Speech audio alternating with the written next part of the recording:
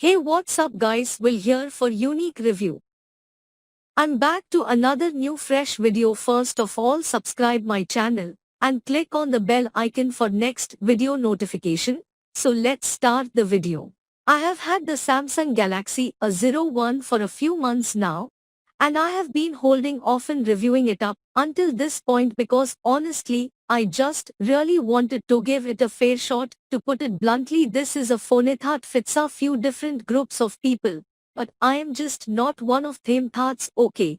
But in order to review this phone, fairly needed to sort of change my perspective and try to understand where this phone fits in. It's a small and expensive device that offers just the basics. And in a world where everyone is looking for their smartphone to do everything, and they are willing to pay price for that, this phone seems like it's almost too different to, but its striking differences from the big expensive phones that most people are aware actually an advantage. They are their selling points theory, the reasons why some people might choose this phone to begin with. And that's kind of what I want to go over in this video. There's a lot to talk about with this phone, so I won't waste any more time. Let's just go ahead and jump right into it. So first off, I want to talk about the price point, because cheap or inexpensive might mean something different to different people, but I genuinely believe that this is a phone that fits just about everyone's budget. Unlocked on Amazon, you can get a new A01 for around $100 right now. That makes this far and away the lowest priced new Samsung phone for 2020. That's not the whole story though. Fair India's the A01 is sold through a number of wireless networks and prepaid carriers. Verizon has this phone listed for $150, which is just dumb.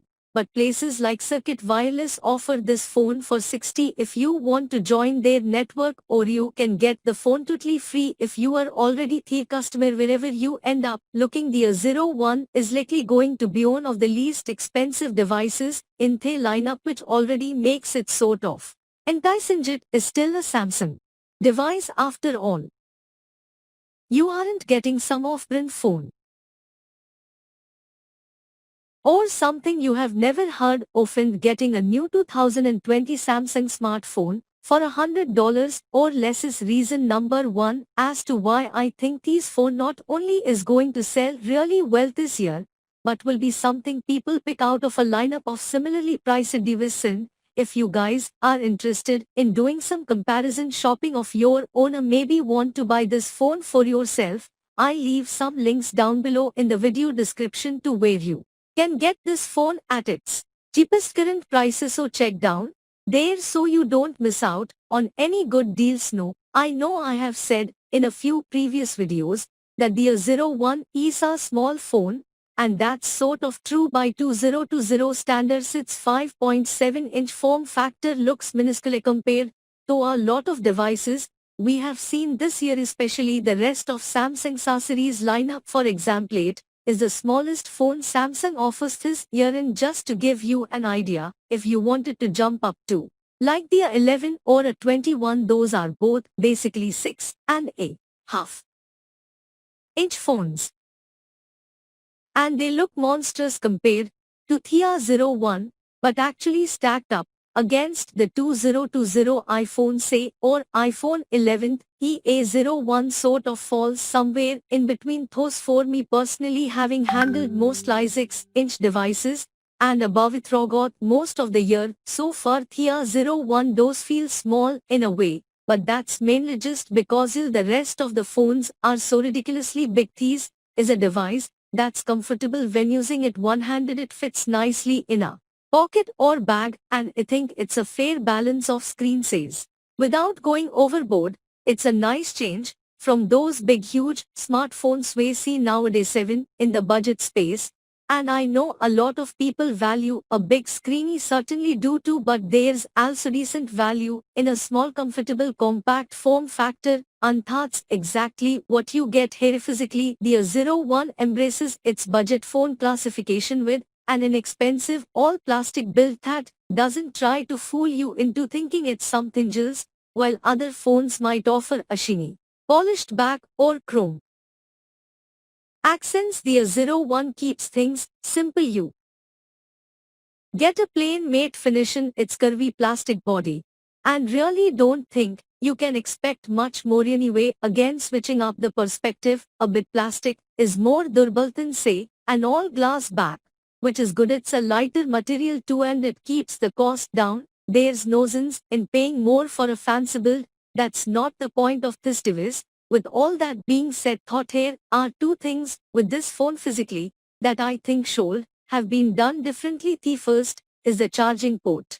Down below on this unlocked international A01, it's a micro a support now as carrier versions of this phone from like Verizon or Cricket or somewhere else have us. See, so I want to make that clear. There's two versions of this device with two different charging ports, which is kind of strange if you are like me though and stuck with this micro USB international version of phone expected to take like hours to charge. You don't even get a fast charger in the box. You're basically at the mercy of like 8-year-old charging speeds.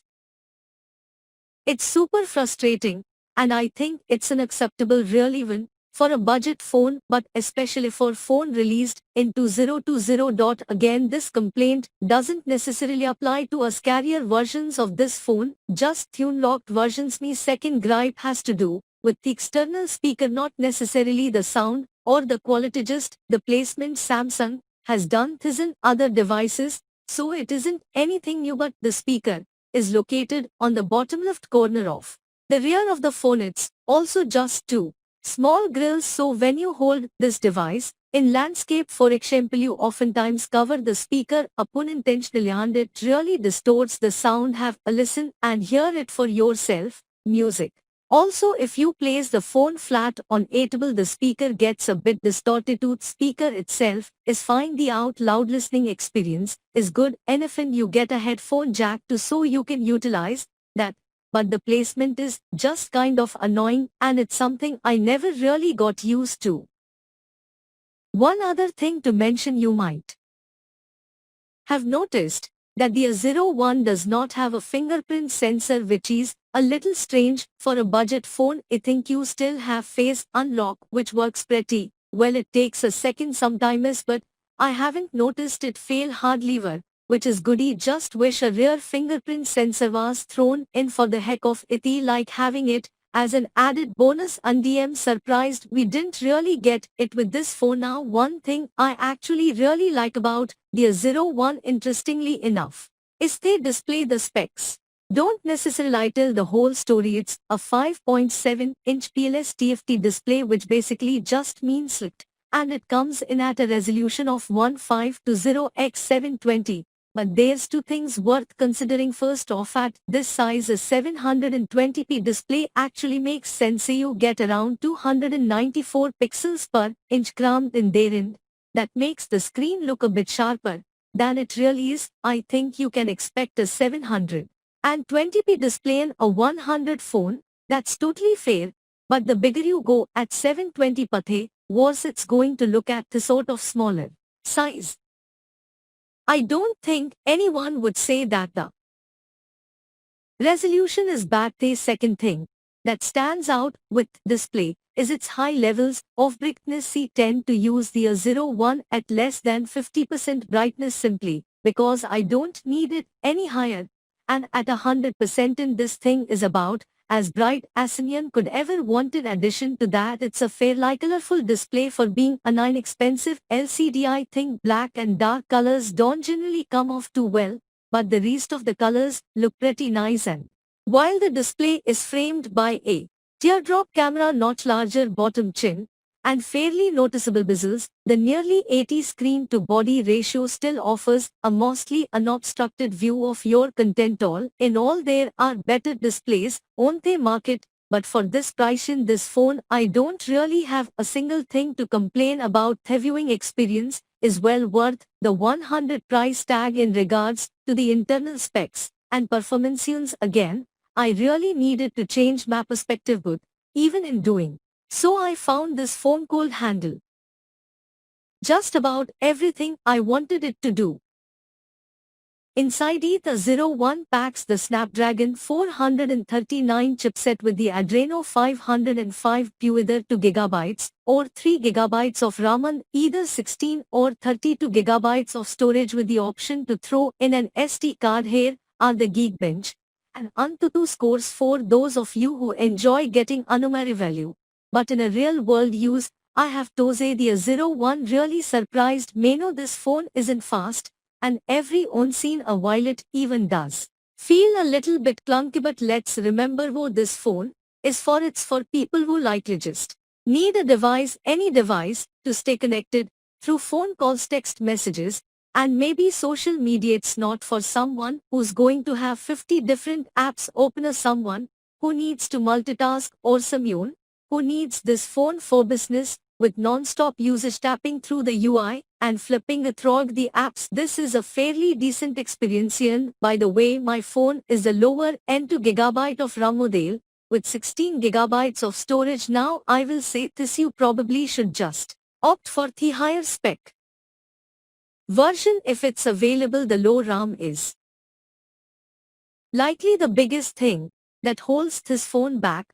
When it comes to upper management, you can see that nothing is really saved or running in the background, and also the 16 gigs of internal storage is just way too little. You lose a good chunk of that upfront with Android and the pre-installed apps. And after downloading Call of Duty Mobile, for example, I was pretty much out of space, so an SD card is a must-have, but none of those things are surprising limitations with this phone or inherent negatives. And in fact, in pushing this phone a bit harder with gaming, the A01 held up fairly well, certainly better than I expected. There are a few games you won't be able to play. Fortnite and PUBG, for example, are pretty much a no-go boot. There's a large library of other titles that play smoothly on this device, and that's great to see. Just because you spend so little in this phone doesn't mean it can handle most anything. A 2020 device should be able to. Really, the main thing it had disappointed me with performance more than anything was the battery life. Being a small phone, you can't really cram much battery in theory at all anyway, and at 3000 milliamps, it's just not the capacity I would have liked to see. This phone is going to last a full day if you use it for the simple stuff, but it can quickly drop 10 or 20% after 30 minutes of gaming. And like I said earlier, having to charge this phone up with micro USBs just awful. A larger battery would have been great, but if you can manage your usage, I don't necessarily think it's a definite issue. Finally, let's go over what the A01 offers in terms of pictures and videos. No, personally, I wasn't expecting a whole lot here, and actually through the viewfinder this phone seems like it would take just awful pictures, but actually when you look back at the results after shooting, things don't look too bad. The hardware is super simple. Around back, there's a 13 megapixel main lens and a 2 megapixel depth sensor for helping with live focus shots, and diesel-fi camera is a measly 5 megapixel shooter. On the software side of things, you get just if you are hoping to snag a crazy good deal on a Samsung phone that you can use to run a ton of apps and game really hard and take amazing pictures, this obviously isn't it. But if you want a good deal on a small phone that fits comfortably in your hand, your pocket, or your bag that you can use with phone calls, text messages, and a handful of other simple purposes, let me know in the comments down below. I'd love to know your thoughts, of course, but hopefully you guys did enjoy this video. Thanks for watching, guys. Stay safe and see you on the next one. If you really like my video, then please subscribe my channel and like my video and share your experience about this video in the comment section. See the next video. Take care.